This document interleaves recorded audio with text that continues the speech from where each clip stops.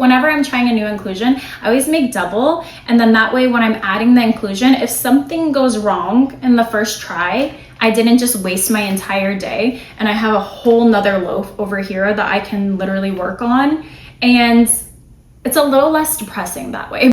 Welcome back to my channel. Today we're going to be talking about everything when it comes to sourdough inclusions. We're going to go over some of the more popular inclusions that people like to use in sourdough. And we're also going to be talking about some tips and tricks to include those in your loaf without making a sloppy mess. And we're also going to be talking about some facts about these ingredients that you may have not known prior to this video that'll help you moving forward when adding them to your loaves. So the first inclusion that I want to talk about is the cinnamon swirl loaf. That's a loaf, that's not an inclusion, but you know what I'm saying. Cinnamon swirl is the first inclusion I want to talk about. So now this inclusion is normally cinnamon sugar, and both of these ingredients play a separate role in making this a pain in the loaf, but they do so separately. Let's talk about cinnamon first. So cinnamon has a chemical called cinnamaldehyde, and this is actually a microbial.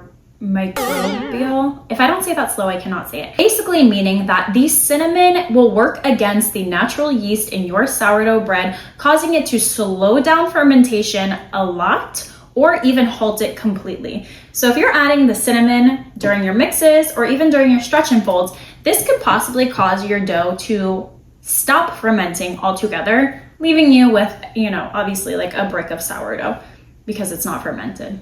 The cinnamon swirl loaf, because it is a swirl, is normally added in the shaping step of the sourdough.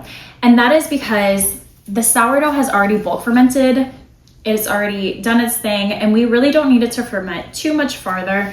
And the cinnamon is not going to play a huge role when it's added at this step. So naturally, we add the cinnamon and the sugar together. Some people like to add flour, some people like to add cornstarch, some people like to add, I feel like there's another one, flour and cornstarch. It's the only two I can think of right now.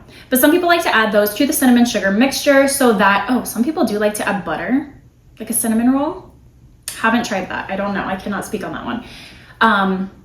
Once those ingredients are mixed together, they laminate their dough, they add the cinnamon sugar, and then they shape their dough, which is a pain in the butt. But what they'll notice is that the sugar tends to seep out of the bottom of the dough after it's cold proof. So once they've shaped it, they put it in their banneton, they stuck it in the fridge, they go to pull it out and they go to cook it, and there is a, seeping mess of sticky, cinnamony sugar on the bottom. Now, when people add the flour or the cornstarch, they do say that it reduces the soupiness, but I have found that lowering the amount of sugar that you're adding can also help. So for the cinnamon swirl loaf, or cinnamon at all, I always recommend to add the cinnamon during the shaping or farther along in the bulk fermentation so that you know that you're not messing up the fermentation of your yeast. Now moving onwards with the sugar. The sugar melts and it's adding an additional layer of melted hydration to your loaf. So naturally when I'm making a loaf, I try to not add a ton of sugar at the beginning step. And I've noticed that even adding the smaller amounts or even larger amounts, if it does end up panning out, if I can kind of shape it into any kind of a loaf, it's not worth it because sourdough has such a distinct flavor profile that the sugar really doesn't stand out. You don't really taste the sugar. So for me, I've kind of opted out of adding sugar at the beginning stages because I just feel like it doesn't do anything. Like it's not worth the hassle of adding it unless I'm adding it at the shaping step, which again, I don't like doing because it makes a soupy mess. So that's usually where I stop there. Another way that sugar or honey or honestly anything sweet in the dough, sweeter doughs, sweeter sourdough loaves, they tend to burn easier in the oven. So that is another thing that you have to be cautious of, is that if you're making a sweeter loaf, I normally turn down the temperature of my oven about 15, maybe even 20 degrees, and I extend the period of the steam portion of my bake. So I open bake, so I extend the steam portion another 10 minutes past what I would normally do. So when I have a sweeter loaf, I know she's probably gonna burn if I keep her at the same temp. So I lower that temp and I extend that steam portion. Now let's talk about salty ingredients. So you have like olives, jalapenos that are pickled jalapenos that are not sweet. Honestly, like really pickled anything that's super salty or in a brine. And this can throw off the pH in your loaves, and it could actually cause your loaf to become super, super dense or even just like collapse. It really does not make for a great loaf with that additional salt added, because it could slow down your fermentation a lot. So salt is a inhibitor of the yeast to ferment. And so when you're adding salty ingredients, it's basically like you're adding additional salt. So normally the recommended salt amount is about 2% per loaf. So if you add these additional ingredients, you're just introducing more salt into your loaf. What I like to do if I have any salty ingredients is that I usually like to just pat them down with a paper towel before adding them. And that usually does the trick. It just gets off that excessive, saltiness, and also reduces the amount of liquid that those items are going to be putting into my loaf. Now, talking about liquid, we have like fruits. People love adding fruits, and I always get the question, can I add just fresh fruit? Can I add fresh fruit? Can I add frozen fruit? And the answer is yes. Here's the thing. Whenever you have a question, can I do this? Yeah, you can literally do whatever you want. You can do whatever you want. I am never going to be the one to stop you to do something. I'm just going to guide you to maybe do it in a less difficult way, because inclusions can be difficult sometimes, and you really don't want to waste 2 days of your life making a loaf of bread that's going to turn out like, not great. So when you're adding fruits, I always recommend, like, this is my personal preference, but when you're adding fruits, add dehydrated fruit. Dehydrated fruit is where it's at. What happens is I normally will add the dehydrated, you can do it in stretch and folds, you can even do it in shaping, you can do it honestly whenever you feel like it, as long as it gets into the loaf before you cold proof it. The dehydrated fruit is going to pull a little bit of moisture out of your dough. So if you wanted to bump up the moisture, the hydration of your loaf, like 2-5%, you can. But I've never noticed this being so much that I have to bump that up. I really never do. And I don't think it really makes a huge difference, just personally. Now, if you're adamant on adding fresh fruit, I would recommend that when you add the fruit, you could saute the fruit, which is kind of like interesting because sauteed fruit is not the best, but you could saute some of that moisture out of it. Or you could just like cut it up, chop it up, and you could pat it down heavily, and then you could flour over top of it. And then I would suggest adding it during the shaping, not the stretch and folds, because if you add it during the stretch and folds, it could just get a little messy depending on how your stretch and folds go. You could end up crushing like the strawberry or the blueberry. No, that sounds horrible.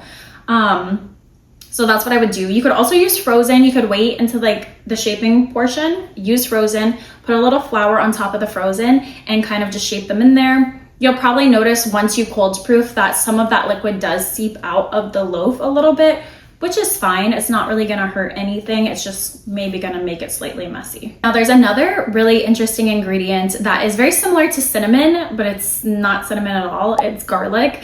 And adding powdered garlic to your loaf during mixing or even during stretch and folds in an amount that is higher than recommended, I would recommend a very small amount. But if you're going to be adding it, it could actually stop your fermentation or inhibit it. It could make it like just slower, because garlic is also an antimicrobial, which I hate that word, but it basically fights against the yeast, and it could cause the yeast to just die and your loaf to not ferment.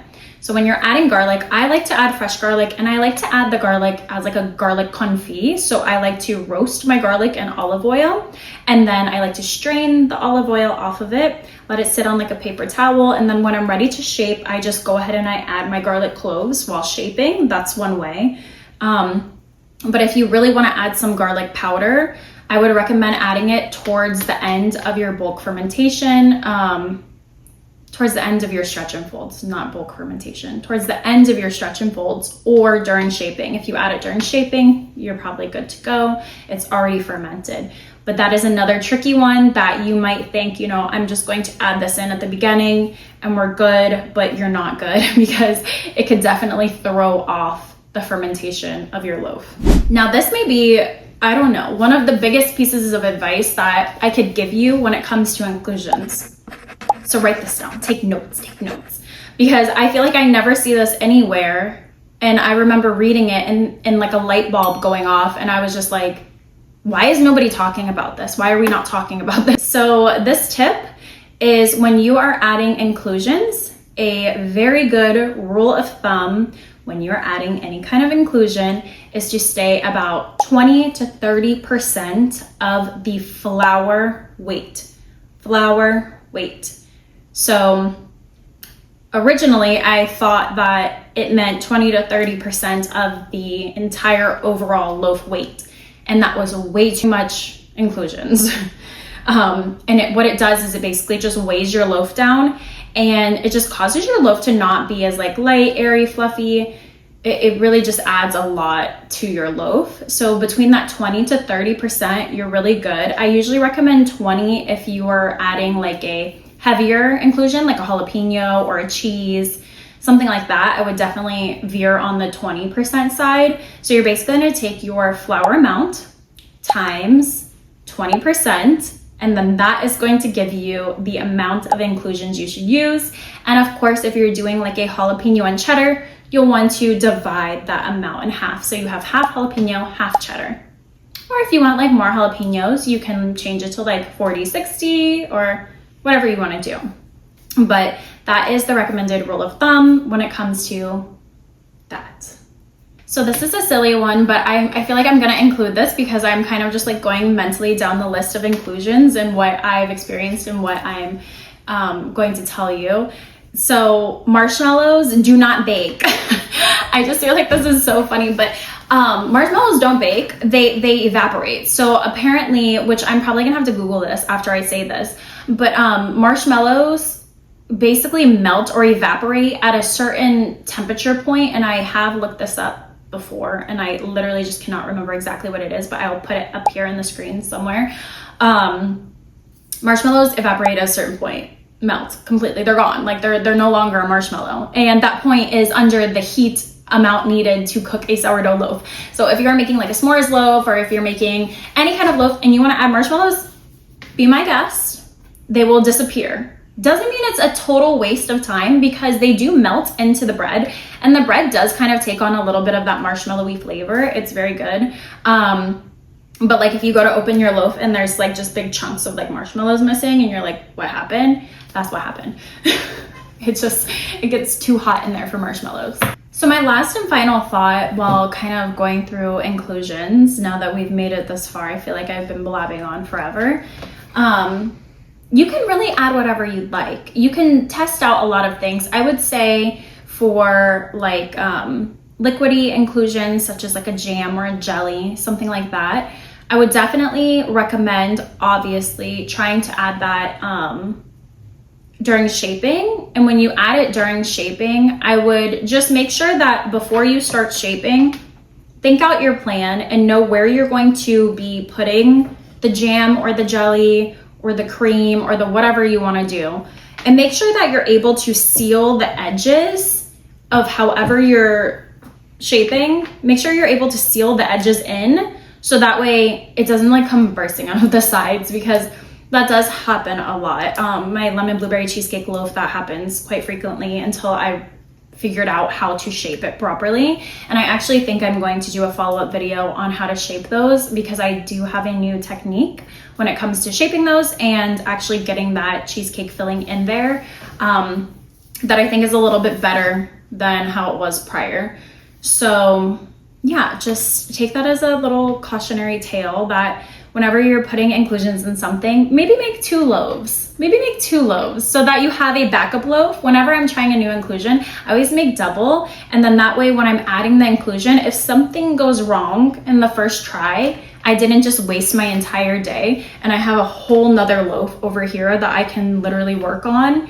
And it's a little less depressing that way because you get 2 chances, you get 2 opportunities. Make 3 loaves, I don't care, but at least make 2, because that first one, there is a good chance that like it just doesn't cooperate and something goes south, and you always have another loaf ready, dough that's ready to go, and you can kind of just shape that one.